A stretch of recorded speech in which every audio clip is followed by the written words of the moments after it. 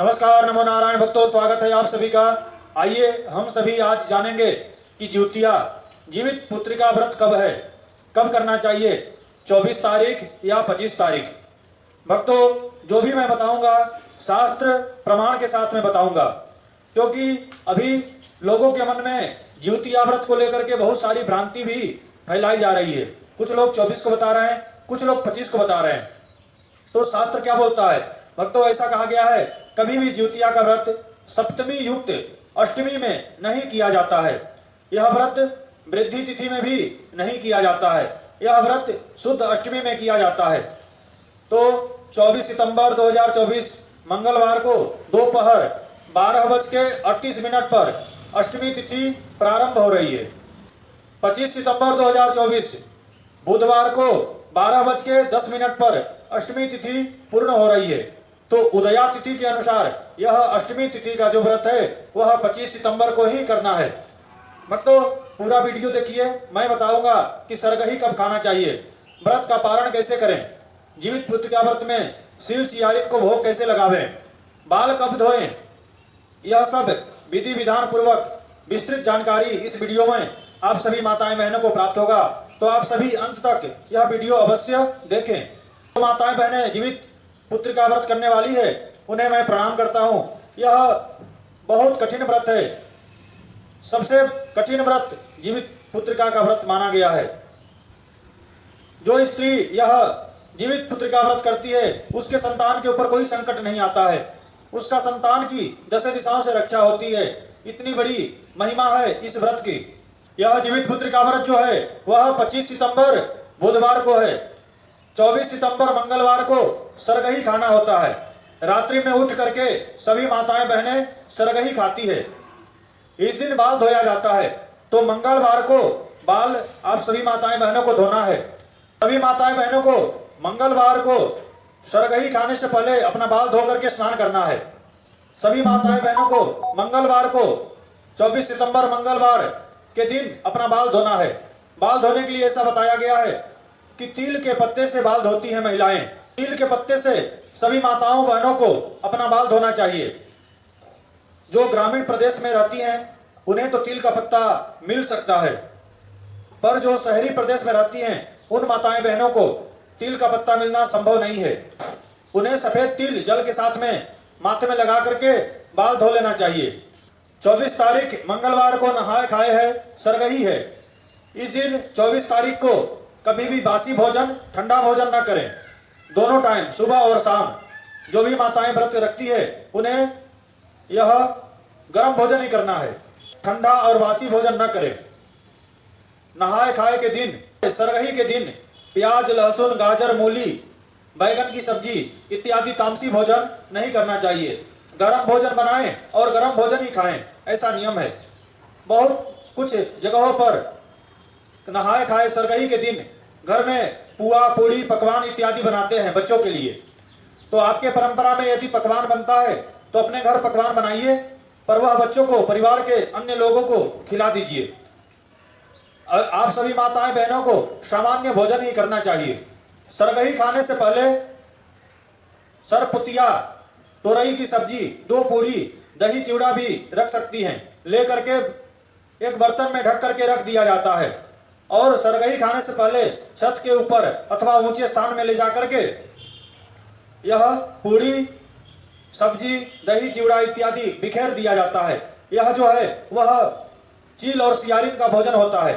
चील सियारिन के लिए यह प्रसाद नैवेद्य रख दिया जाता है और चील सियारिन से प्रार्थना किया जाता है कि हे चील सियारिन, यह भोजन प्रसाद आप ग्रहण करें। ऐसा प्रार्थना करके नीचे आ जाएं।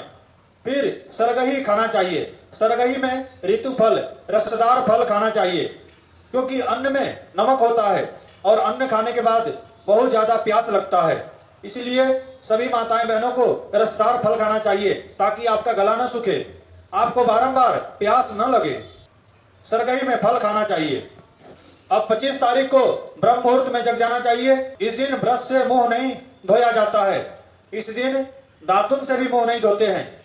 जो भी माताएं बहनों को मुंह धोना है तो यह मध्यमा अंगुली, इस अंगूठा से, यह मध्यमा अंगुली, अंगूठा से जो तीसरी अंगुली है इससे अपना मुख मार्जन करें, मुख धोवें। उसके बाद इस दिन माताएं लेट स्नान करती है, विलंब से स्नान करती है। 2 बजे से, दोपहर 2 बजे से लेकर के 4 बजे तक सभी माताएं विलंब से स्नान करें। और कुछ परंपरा में ऐसी माताएं विलंब से स्नान करती भी है। स्नान करने के बाद स्वच्छ धोया हुआ स्वच्छ वस्त्र धारण करना चाहिए। सभी माताएं बहनों को बताना चाहूँगा, अभी श्राद्ध पक्ष चल रहा है। श्राद्ध पक्ष में कुछ नियम है। नया वस्त्र नहीं खरीदना चाहिए, नया वस्त्र नहीं धारण करना चाहिए। तो धोया हुआ कुछ दिनों का 1-2 बार का पहना हुआ धोया हुआ यदि साड़ी हो तो उसे आप पहन सकती हैं, धारण कर सकती हैं। उसके बाद श्रृंगार करें और श्रृंगार करने के बाद नदी और तालाब के पास माताएं पूजा करने के लिए जाती है। कुछ परंपरा में ऐसा नियम है कि जिसकी सास जीवित है वह अपने माथे में सिंदूर लगाती है और जिसकी सास जीवित नहीं है वह माथे में सिंदूर नहीं लगाती है। पूजन सामग्री को लेकर के माताएं नदी और तालाब के पास जाती है।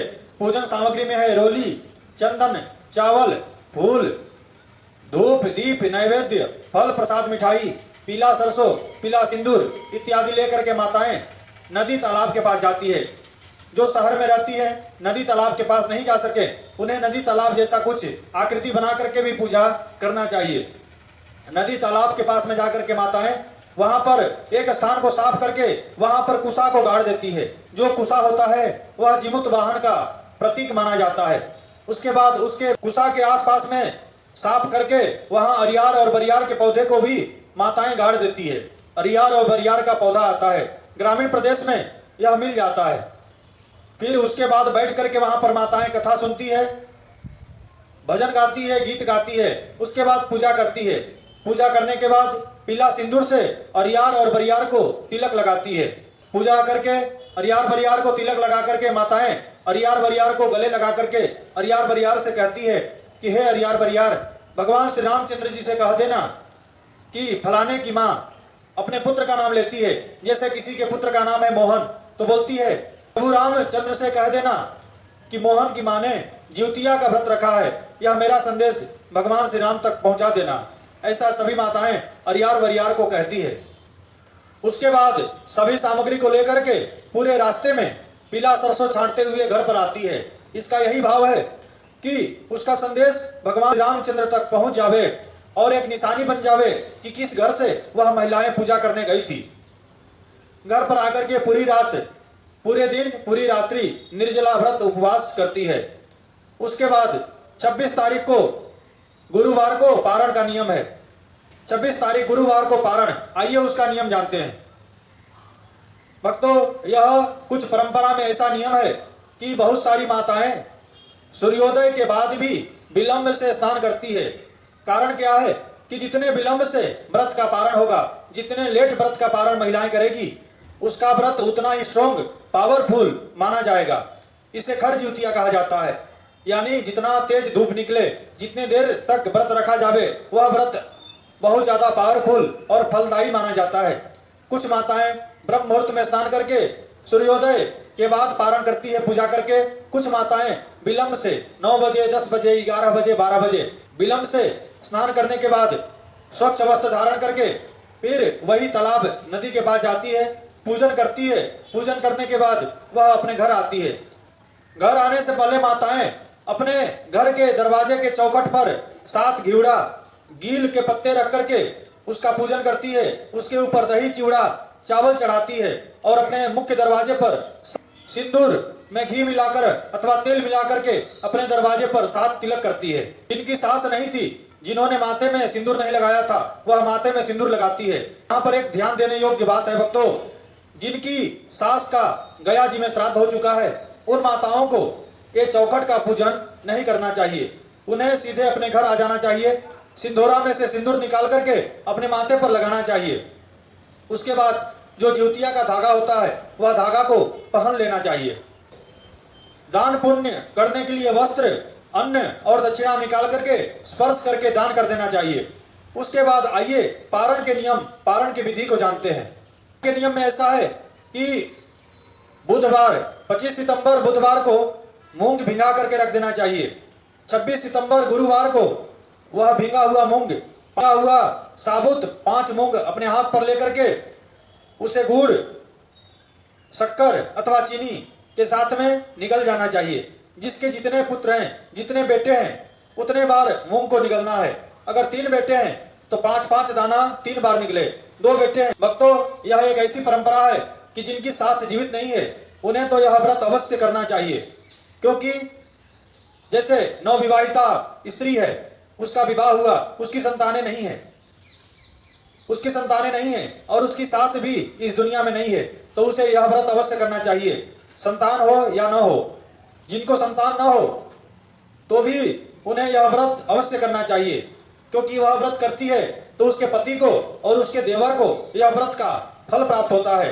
यह जिउतिया जीवित पुत्र का व्रत अत्यंत अमोघ और स्त्रियों के लिए वरदान देने वाला एक फल है।